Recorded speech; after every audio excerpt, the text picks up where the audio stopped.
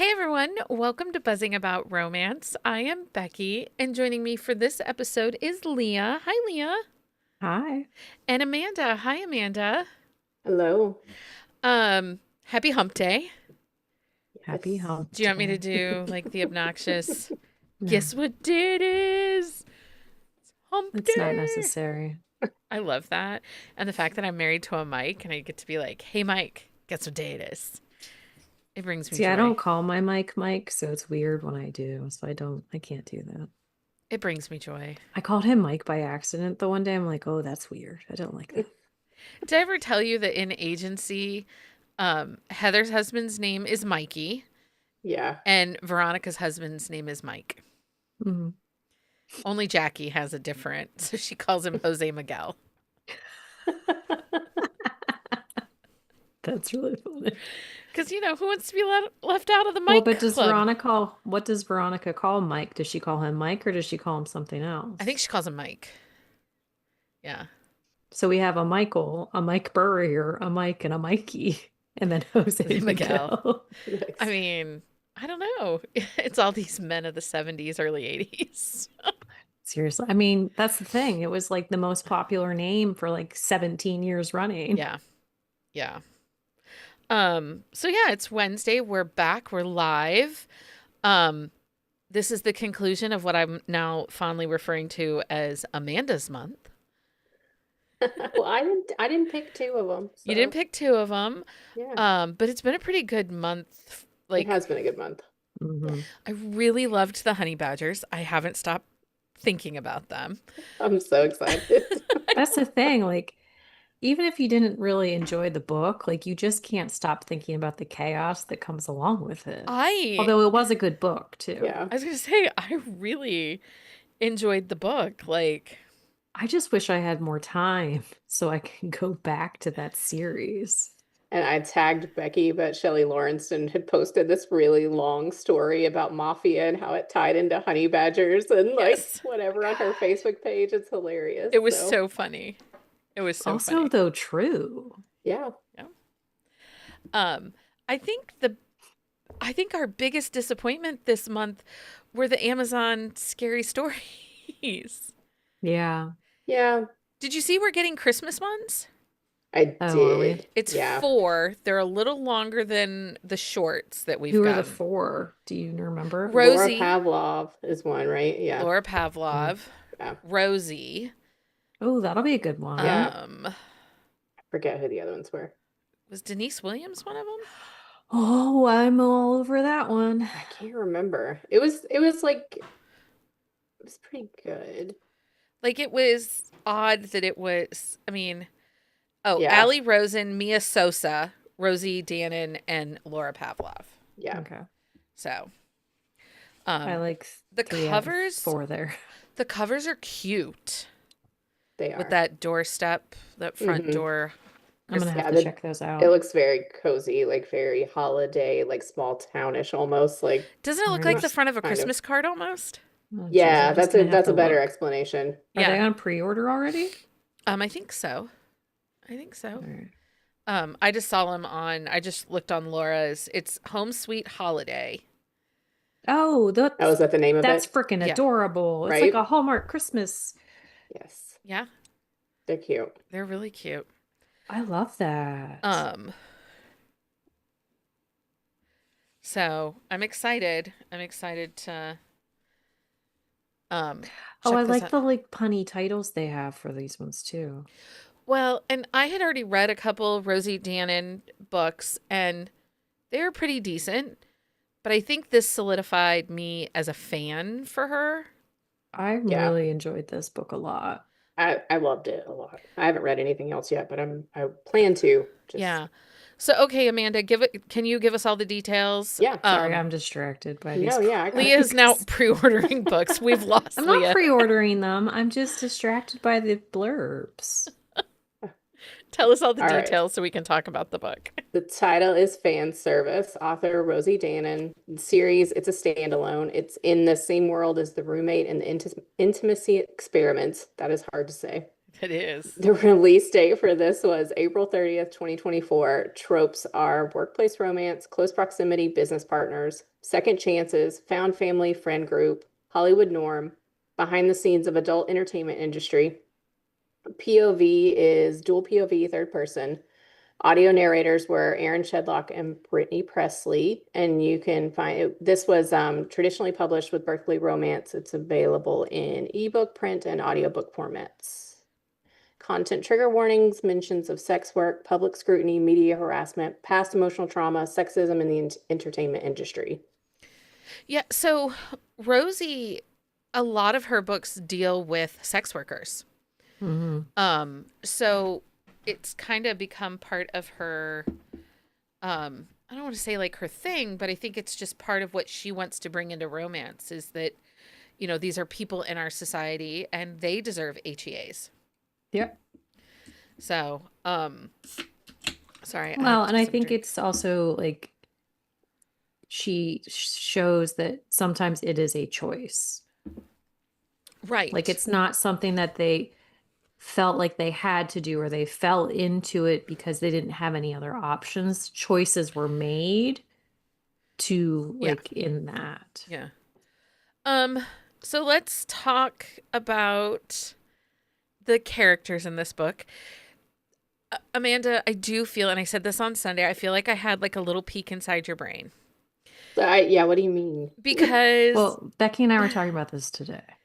Devin is, I think that he's the picture perfect of your hero. Hard shell, little bit standoffish, but there's depth there that you're not even prepared for. And I think that for you, you want a hero that has so many layers that as you're reading, you're just picking them off and being like, okay, he's got a layer over here. It's like the little kid that gets the pack of Post-its and has to take every single one off and stick it to something. I am unnaturally obsessed with Post-its, so yeah. Yeah, I feel like for a character, if the character was a Post-it, you'd be picking that off and setting it and sticking it on something and being like, oh, I like that. Oh, that looks great here. They're not layered like onions. They're layered like Post-its. Yeah. I do like layers. That is true. Well, but Becky and I were also talking because this book is a little chaotic, but like in a good way. So you either like really chaotic or like these really like in-depth, detailed romantic-y worlds that have like really like specific deep world building. Because or chaos of honey badgers and because if we look at the books that are your favorites, the honey badgers, if there's but then like LJ Andrews, like there's so much like detail and thought and like systematic planning that goes into those. And then if we look at like Left of Forever and Savor It, it's these men with layers and complexities that are not just easily sussed out. Like they're digging deep. And it's like, okay, I now see Amanda. This book was kind of like, I see why she loves this book. This is what Amanda loves. Yeah, that's probably an accurate assessment because even in She's like I the feel so deep seen, leave me alone. even in the ones that are deep world building, like I still need that layered character. Like and so those will tend to be my favorites because I can read something with good world building, but if I'm not, but the characters have to be if I'm not too. If I don't care about them, then who cares about the world? It can all just explode. Pretty much. But I can take like a not so great world or even like a not so like dynamic story. If you make me love the characters, then I don't care. Yeah. Like I'm very character driven. You are. And I think that this book does something so well. First of all, we know that there's been conversation happening around, third person versus first person. A lot of current new to romance readers are saying they don't read third person. They don't like it. That's part of what was blamed for the downfall of historical was third person. And so, going into a book with third person, I have a certain expectation that it's going to be a really deep narrative, right? Like, because this is third person, deep third person. Yeah. Yeah. And and then sometimes that falls flat, right? Sometimes we don't get that deep narrative. Rosie gave us that deep narrative more than I've read in a minute. Mm-hmm. Yeah, I have to go back pretty far to get a third person done that well in a contemporary. Like, Yeah.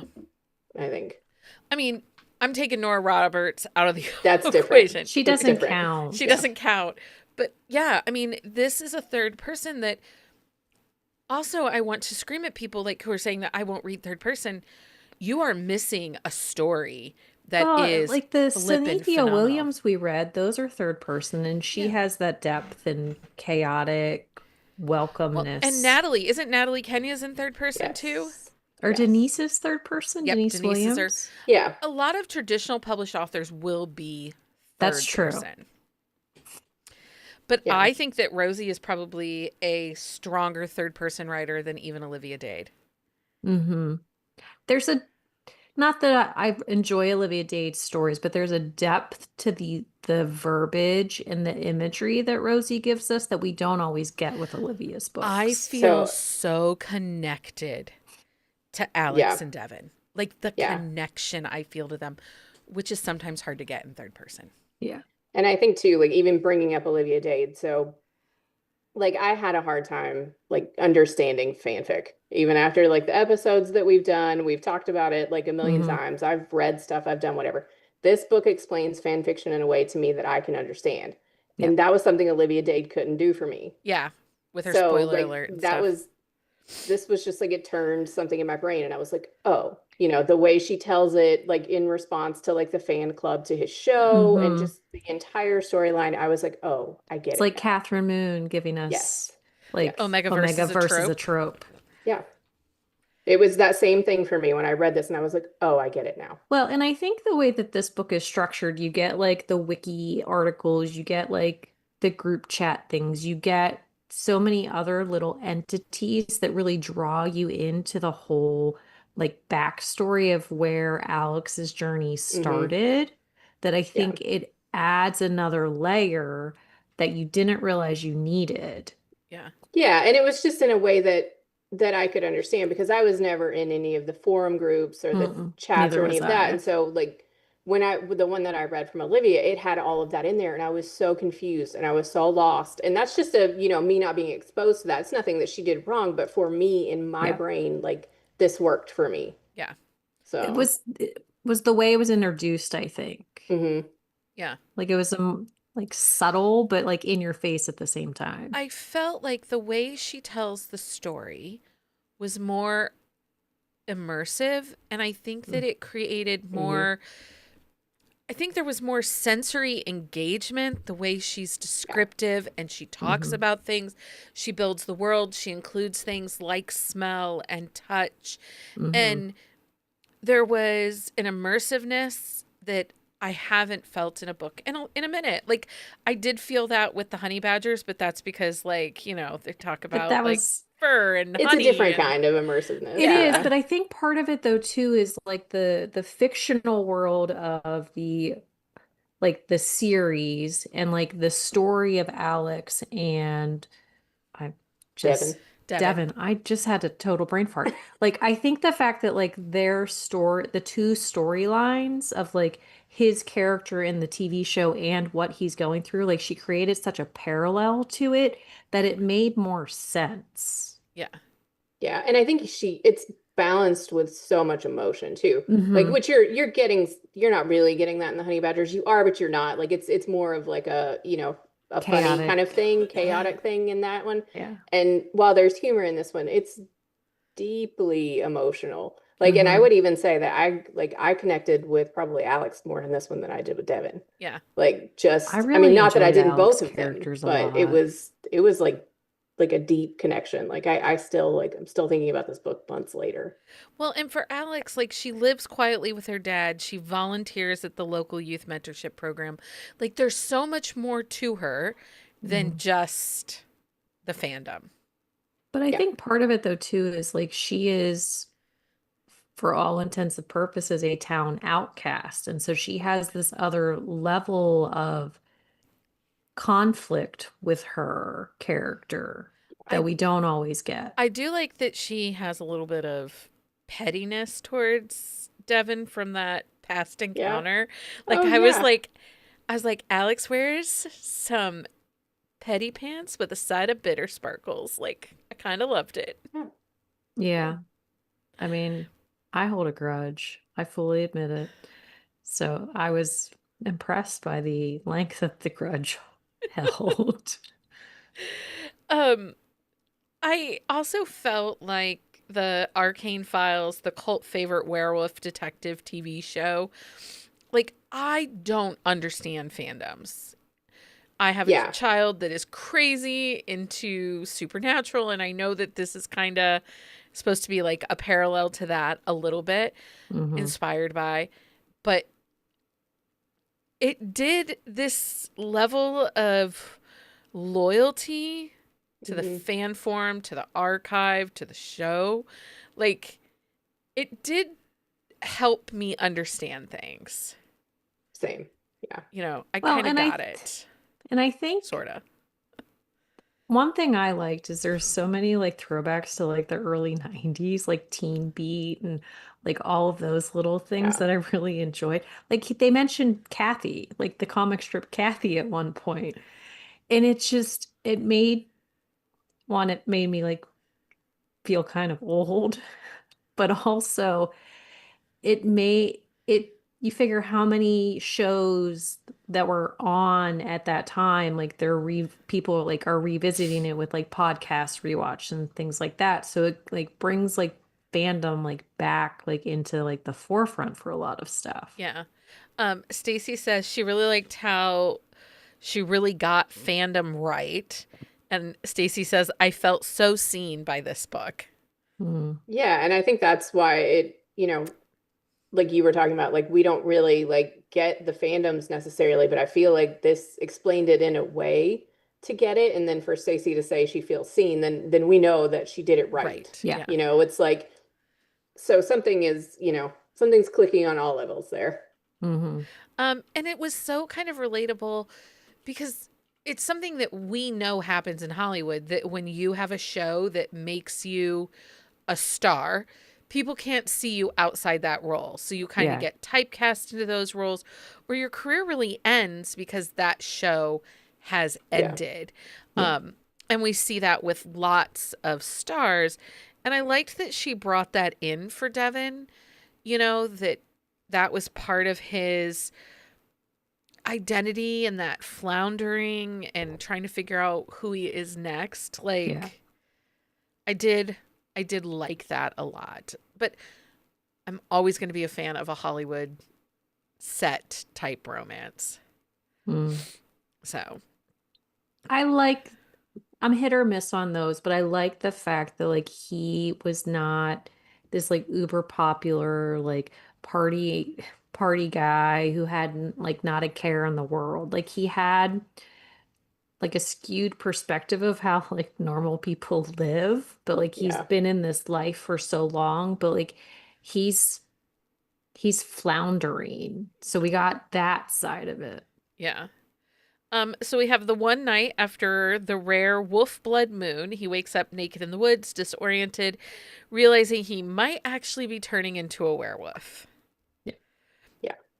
And so then he searches, because, Google werewolf symptoms. I mean, of course. Like, what I else mean, are you going to look at? That's a very realistic thing, though. Like she made it. Use Google, people. You can figure anything out with the Google. So there are lots of people that should use it more. Yes. So many people. So, like catalogs, a simple date search. And he, finds the old wiki cataloging the details of the lore of the show. I thought this was all this was so interesting, and it read so fast. Like, I wasn't bogged down. It was a really interesting way to kind of show us what's happening, tell us what's happening, without making it slow the pace of the story down. That's where I'm Mhm. going with Yeah, that. and she kind of like I like the way that she did it because it wasn't too deep into a lore, but Yeah. it was just enough because it mirrored the show. So you already have like this kind of basic setup, and then, it's basically he's like the only one. So there's no need to create this huge like backstory that there's like this whole like Hidden pack of shifter wolves world. living Yeah. somewhere else. So I think Well, she really did it well by only doing that. So she didn't have to get bogged down with any of that and she could focus on the other parts of the story. But it was so fun. Well, and it's one of those things like as you're reading, you're like, is he really turning into this Yeah. werewolf or is he having like an existential crisis and like is just seeing things? So it's like it takes a while. I mean, for me at least, it took me a while to get to the point where I was like, oh, he really is the Oh, did it? werewolf. Yeah, Yeah, really? just because I mean, I was listening to it, and so you Okay. guys know how I listen Did to you a thought like book. he was emotionally like really having like an existential I crisis really and thought like for like a Oh, hot minute there because like he like was pseudo talking about how like he symptoms? really wants this show to be like rebooted and all this stuff and it's like is he just like imagining like the chaos that is happening like is he having like a midlife crisis The at this werewolf point? trials based on the TV plot lines. I yes. still am giggling about those. Yeah. Yes. It was amazing. Like, Um, and she just tranquilizes him. I mean, you do what you got to do. yeah. You do. um, I really did understand. I really did like that they test possible cures based on the TV plot lines and stuff Yeah. like that. Like, I thought that was really fun and innovative. I think that's the thing I felt about this book going through it is this book felt really fresh. I've Yeah. never read anything like it. No, like, because, as part of our show, we always like to talk about if you liked this, you should read this.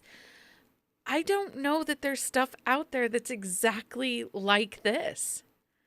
I mean, No. there might be. I haven't read it though. I haven't either, but it's just one of those things like but there's so many little like subsects of it. Like you get the shifter side of it, but it's not really a shifter romance at Yeah. the same time. So it's like there's so many intricate pieces that if she had taken one of them out, it wouldn't have worked as well either.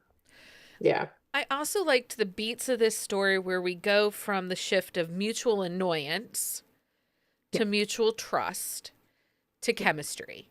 hmm We Yeah. didn't necessarily get chemistry before they stopped being annoyed. Like there was sparks, but it felt more like sparks because, oh my God, you're touching me. Stop being annoying Well, and kind it of was like, sparks.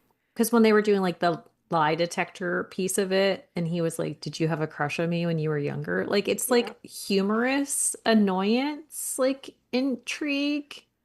And then at the same time, like he's smelling her and being very attracted and not But you didn't understanding like why her because he's having smell exact because she smelled so bad. but then it's like then it goes from that to, you smell so good and like, hmm it was that paired with it, which I thought like I worked I really liked really when well. he showed up at her dad's house and like helped him with stuff. Yeah. And he was like, "Why does this house smell so good?" Yeah. Like he could not get over how good the Yeah. house smelled. And when Yeah. she showed up and she was like, "Why are you here?" And he's like, "We have vegan food." And he's a werewolf and Yeah. needs lots of protein. Um, I, but I just felt like their connection, like the vulnerability in their connection, I guess, hmm Yeah. the romantic beats of the story, the romantic through line in this story, Yeah. I think was exceptional. It was a little bit of a slow burn, but it didn't feel slow.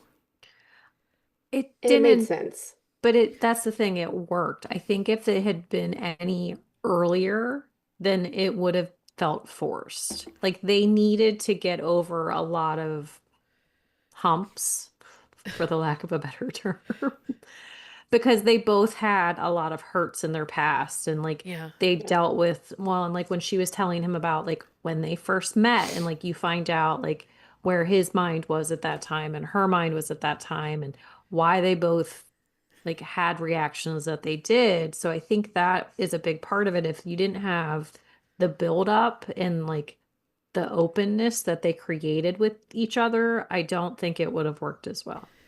Yeah. What were your thoughts, Amanda, on the cabin getaway and then you had the forest chase? Kind of blurs that line between primal attraction and emotional intimacy. And I know you like a deep connection. I do. But I also like I the mean, I've made you primal read play. Primal Like I Play, like the so primal play. So I was down. I we're good was with it. yeah. No Jen, connection needed there. I don't know if It Jenny was had good. gotten to that part yet. She tried to get through this, but life with the new job is just too busy, so she's Yeah. not here this Yeah. evening. But I will be interested. She's in the chat. I'll be interested to hear her thoughts on that scene. Um, I'm always way more forgiving in paranormal. yeah. Always. So Well, but I this is think different. I kind of feel like we needed a scene like that because like when he is in his werewolf form, like he's like kind of unhinged. Yeah. Well, I I mean, felt she needs to trank him. And so like I feel like it made sense and it wasn't like a throwaway scene. Like you know how sometimes like you'll be reading a book and then something happens, you're like, that's really out of pocket or out of Yeah. character.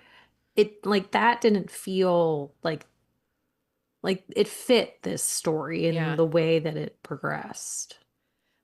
Jenny says she was okay with it because he still checks in with her. Yeah. Mm. That's true. And I think we needed it because of like fixating on the scent. Like there was this line with his character of these primal, Yep. what's the word I'm looking for? Primal instinct, behavior, Mhm. the scent, the stuff like that. Yeah. So a chase, I kind of was reading it going, God, I hope we get a chase scene.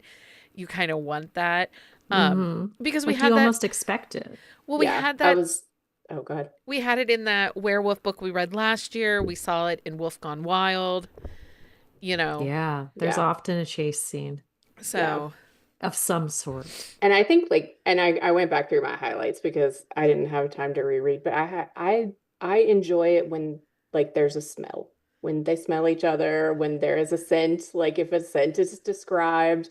Like if you ever look at highlights from any of my books, even contemporaries, I like to for someone to describe how they smell. Like that Hmm. is but that's what I'm saying this was so immersive about. Like yeah. it hit on your senses. It wasn't just Yeah. the world building. She talks about the feel of touching him, the scent, him smelling her. Like it was more than just visual in this Hmm. story. Yeah. It was all encompassing and it was so incredibly done. And this is where I know that Rosie is she's a trad pup, so she's got a label behind her and all of this stuff.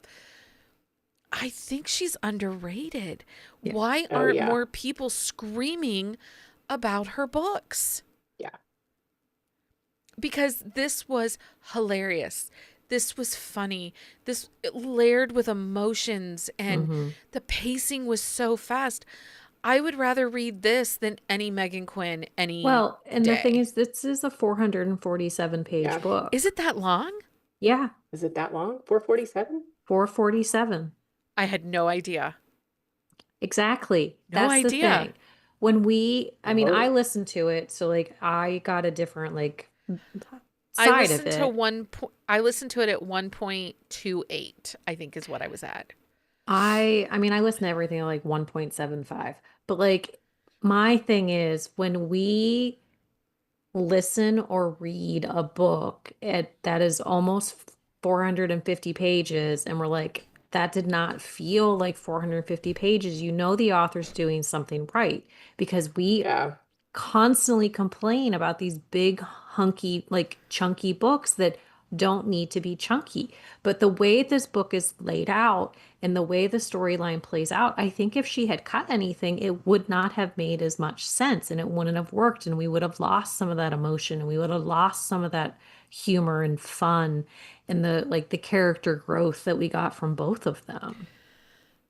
Did the third act conflict in this book bug you? Because there is miscommunication and insecurity. We've got Devin's fear of losing control, Alex's fear of rejection. It causes that temporary rift.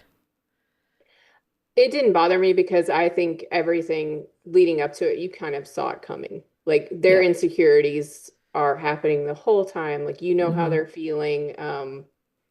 like I felt like it was coming. Like I felt like that was going to Yeah. happen and it wasn't unnecessary. I didn't feel like too angsty or any of that. I felt like it fit. It felt reaffirming of that they are constantly choosing each other. Yeah. Yeah. It wasn't about fame. It wasn't about the magic or his Yeah. shifting. It was about truly, this is my person. I choose Hmm. you. I'm choosing this moment.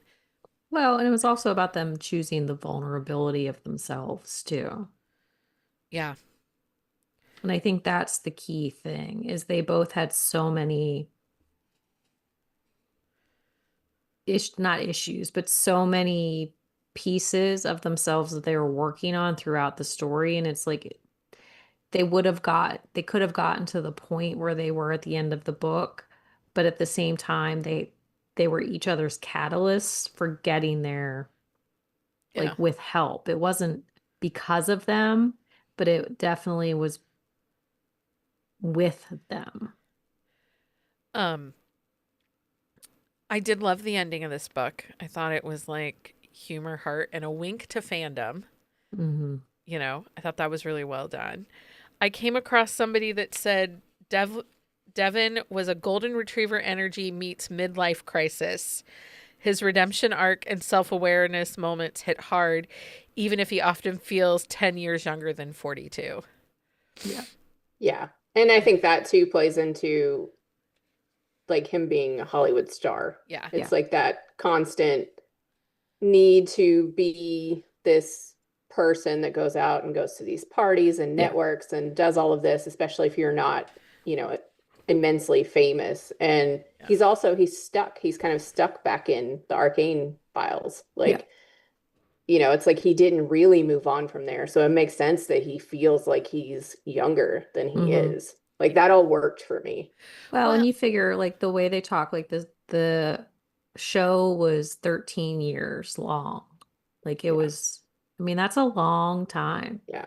and I think his immaturity felt like, because, there were some moments that I thought he sounded a little like a bro of like 30 instead of 42. Hmm. But I think that comes with this being stunted, that he played this role for Hmm. so long. Yeah. It was his whole identity for so long. Yeah. He didn't know how to be anything but that. Right. Yeah. So he had a lot of growing up to do, because from 20 to, or, from 26 to however long, Whenever. he had Yeah. been this character.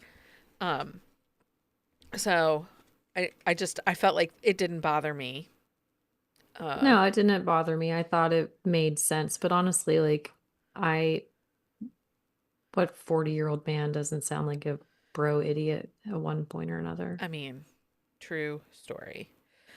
Um, Sometimes I don't know if my husband is the child or the adult. So, I I did find another thing. One of the like Publishers Weekly had reviewed it, and it said it was a standout romance, clever and meta, especially for anyone who's lived on AO3 or Tumblr. So what is AO3? that's The the fan. fanfic like Oh, okay. That makes archives. sense. I had a moment, I saw that and I thought, that's not a review for me. I put it down in my notes because I was like, I know what Tumblr is. I don't know what the other shit is. So I don't I only know. know about the other one from our fanfic yeah. episode, so I clearly I Um, tuned that part out. I think that this writing was, she's witty, genuine laugh out loud dialogue. Like, Yeah. um, But with I, emotion that you yeah. like yeah. need. Yeah. Um, I mean, and characters I would throw down for. So yeah. Yeah, I definitely like was sitting in my office giggling multiple times through this book. Yeah. This is for you, Leah. I wrote down joyful, nostalgic, and surprisingly cozy. Mhm. And it did that's what I it. said when you asked me last week if I thought this was cozy, and I was like, kind of. I was like, it's on It that has the line, cozy, like, like that I'm in going to say the between. word vibe. It has the cozy vibe without being like a true cozy. Yeah. Because it has like like some of the emotions you don't typically get in the cozy, but you do want to like wrap yourself up Yeah. in a warm blankie. I did have some secondhand embarrassment at times from Devin's inner monologue. Like some of his inner monologue, I was like, dude, no, please. Thought it was, no. yeah. I just But it's laughed. hilarious because it felt so real. It did. Like, yeah, you're like, yeah, I bet he is thinking that right now. Seriously. Like, do you want to be in the head of your husband's? No. No. That is probably the shit that they are thinking regularly. Okay, so I did see somebody somewhere had asked for Devin, who's your fan casting on him? Oh, I don't know. So at first I thought Pedro Pascal. I was like, okay, Pedro Pascal. Well, once she asked him if he's a zaddy. Well, yes, Oh, yeah. I think that's where. But then I thought about the guy that from Saturday Night Live that does the Domingo sketch all the time with Sabrina Carpenter. Oh, he's young though. He's very young. He's young, but I actually, think he's hilarious. Keanu Reeves. Oh, yes. But He he's would be too like- old. I don't care. No, we're just gonna Dude, pretend have it's you seen that man? 40-year-old He does Keanu. not age. No, we're just gonna pretend it's 40-year-old Keanu because he's already been that age. He can go back. It's true. I can't age up these other people. Yeah, he would be a really good Devin. He would be a good Devin. Because he's think one of so. those ones, he's really funny, but he is subtly funny. Yeah. But also, I could imagine him in this role. Adam he does have Scott kinda was zaddy another name vibes. that came up for it. Depends if He's- you mean awkward hot or charming older. I think he's a little too awkward and nerdy. Yeah. Paul Rudd might work, though. I mean, Oh yeah, Paul Rudd works for anything. Though, I was really. going to say, don't he and Mark Garofalo work for everything? Like they're the Oh, Mark- forever oh, youngs. Oh, Mark Ruffalo. Ruffalo. Yeah. I mean, yeah, either one of them. But I mean, but Paul Rudd doesn't age, so he could play really like a 15-year-old. This is true. What about for Alex? Who? I have Aubrey Plaza. Yes. Oh yeah. Yes, she would be very good. So that's the only one. Yeah, I could because she think of. has it like Yeah. stone face, Yeah, I think she's probably like deadpan reply. perfect casting. Yeah. Yeah. Well, and didn't she do a movie that was kind of fandom? Yeah, she did. I can't think of what it's called. Oh, she was in Agatha all along. Yes. So, I felt like she might kind of work. Oh, Stacy said the guy from Andor. Yeah, Diego Luna. Yes. He would be a good one. He would be a good one. Yeah. Do you think you would read more Rosie Yes. Yes. Danan? 100%. Yeah. I hope that she writes more paranormal in this sandbox because Yeah. I'm in it. I do feel there was a level of campiness to this, but not ridiculous campiness. Yeah. Yeah, that's like in the good side of the line for me. Yeah. Like sometimes campy gets a little too much, right? Yeah. Yeah. This didn't feel like too much. No. Did I forget to talk about anything else you wanted to talk about for this book? I don't think so. I think we've covered it all. I don't think so. Everything else was just I was just going through all my quotes. That was it. I had so many. But the audiobook is excellent. I thought Aaron Shedlock was a very good yeah. Devin. Yeah. I do want to listen to it at some point. So It was good. And this was my first listen with the female narrator. I've never heard her before, but I really liked her voice and her cadence and like the tone that she had. Yeah. I thought really she would- enjoyed her. Yeah. I think I laughed the loudest when he Googles, am I a werewolf? I think I was just like, what are you doing?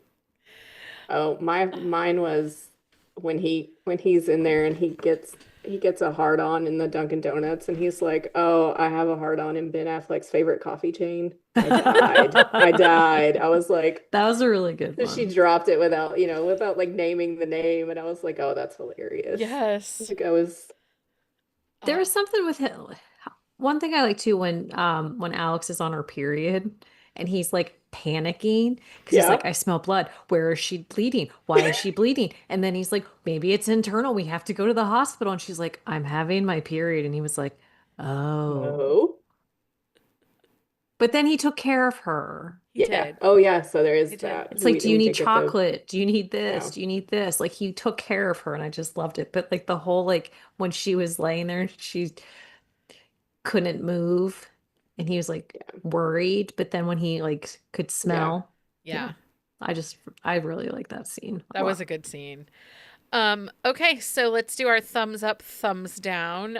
Jenny said to say thumbs up from her. Leah, is this a thumbs up or a thumbs down for you? It's a thumbs up for me. I really enjoyed the story, the characters, everything about this book.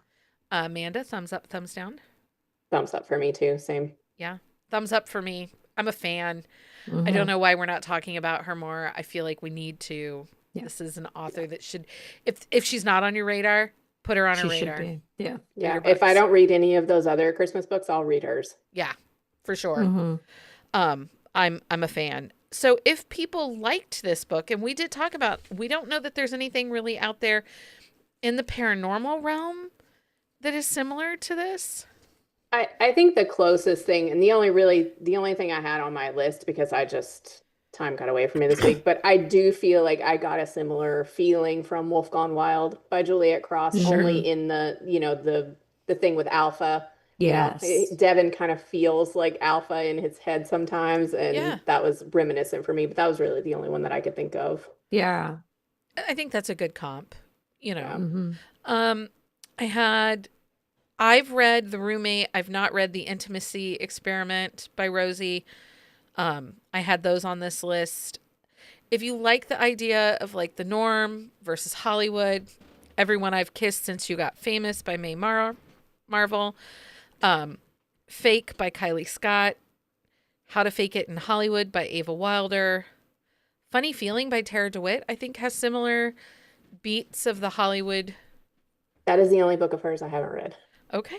Yeah, I think it does. And because it has like, but it has that underlying emotion that Yeah, you're it's a not little bit more expecting. emotional. I mean, it's Tara DeWitt, so you're getting a lot of emotion. X Talk by Rachel Lynn Solomon. Solomon. It's a sapphic romance. Better Than Fiction by Alexa Martin. The Fiancé Farce by Alexandra Belfleur. The Nanny by Lana Ferguson. Lana Ferguson is very close to this. Well, and I also, if you want those like low key shifter elements, you have Under Lock and Key and the Fake Mate. Yeah. And then she has a new one, the Mating mating Game. game. Yeah. But Yeah. like it has that low key shifter side to it, but also this like the stories themselves are rich. And then if you like the idea of kind of the outsider falling in love with, the star kind of vibes or the fancy person, The Fastest Way to Fall by Denise Williams, Man Spread by Vanessa Vale, Love on the Byline by Zio Axelrod, Bayou Sweetheart by Lexi Blake. Mm-hmm. Those kind of are the unexpected connection moments. Yeah. All the Feels by Olivia Dade, Bad Boy by Jacinda Wilder, are a few that are on my list. And I have a couple more. I have Love and Other Conspiracies by Mallory Marlowe. It has that like campy feel to yeah. it. That's a good one. Even Love at First Fright, which is the second book in that series. And then Morbidly Yours by Ivy Fairbanks. Oh, It yeah. has like some of those campy, but not over the top campy feels. Yeah. Well, and that has that Pushing Up Daisies vibe Yeah. with that Morbidly Yours. And I Yeah. feel like that's a good movie comp or TV comp for this book. Pushing Davies is Yeah. such a good show. There was a TV series that Mandy Patinkin was on, and he was back Oh. from the dead. Yes, it's called Yeah. I'm gonna look it up. Michael and I love that show. Yeah. This book kind of has those vibes too. Like George is the lead girl. Yeah. She just like Is it dies. Dead to Me? Dead. It might no. That's that was Christina. Oh, Applegate. Yeah. Oh. Okay. Well, there's all that. I'll look it up and I will Leah's let gonna look it everybody up. Okay, so that's a wrap for this episode. We hope you enjoyed our deep dive into fan service. Dead Like Me. Dad Like Me. Dead I Like knew Me. there was. Yeah. Thanks. We hope you We're enjoyed good. our deep dive. We'll be back Sunday night, 9 p.m. Eastern Standard Time, right here on the YouTube and then into your feeds afterwards. This coming episode, we're talking about collecting, how collecting books, like collector's Oh, editions, sprayed yeah. edges. We're going to talk about that phenomenon and how collecting books and reading books are two different hobbies. They're not the same. No, You they're can have not. two hobbies. And then next week we're back here with the Zom rom-com to bring that back from September that we missed. So Yeah. we'll be back here next Wednesday night, 9 p.m. Eastern Standard Time. Thank you, everyone, for hanging out. Thank you for reading fan service. Thanks for having us. It's always a good time. Until next time. Happy reading, everybody. Bye.